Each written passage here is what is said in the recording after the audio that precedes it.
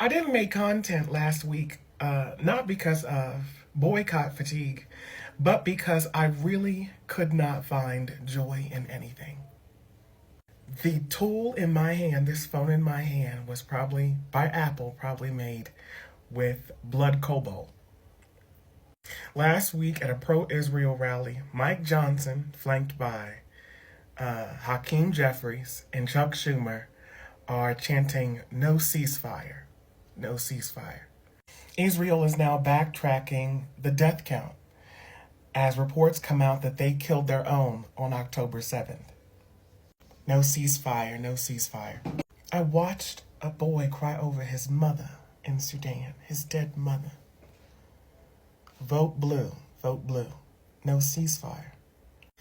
Liberals up in here fighting for their lives in my comments as they chide me for not voting for Joe Biden or Donald Trump because their comfortability is not worth the black and brown life oceans away. Our tax dollars support the military budget more than it supports loan forgiveness, health care, free lunch for kids. I guess that's where activism and humanity stops for you. It's just at the vote. And that's the problem. Because what's not being understood, or what has failed to be understood, is that the fox and the wolf are equally just as dangerous. To leave the snares of a fox to run back into the mouth of a wolf is foolish.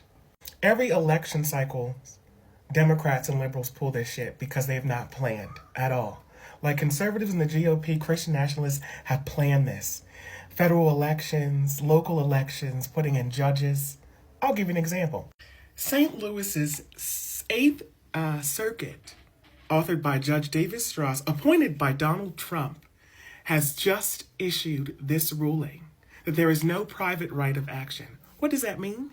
That means that only the federal government is allowed to sue on the rights of racial discrimination found in voting rights laws. The ACLU private citizens who challenge voting acts laws such as gerrymandering, the ID laws, can no longer be brought and sued before the Supreme Court. Instead, they have us in this panic every year and playing on our goddamn emotions. Be afraid of the right. Be afraid of the right. While your slow inaction and pandering fascism has us in a crisis. Not only a democratic crisis, but a humanitarian crisis as we're watching black and brown bodies be slaughtered with our tax dollars. Our money's not good enough to give us bread, but good enough to give us bullets. If you can only see to the vote, you are missing the entire message. This is more than the vote. This is more than just American democracy, quote unquote. Because for many of us, it has never been a democracy. Many of you are complaining about a Starbucks coffee. Don't tell me how to vote. That's the post. Don't at me.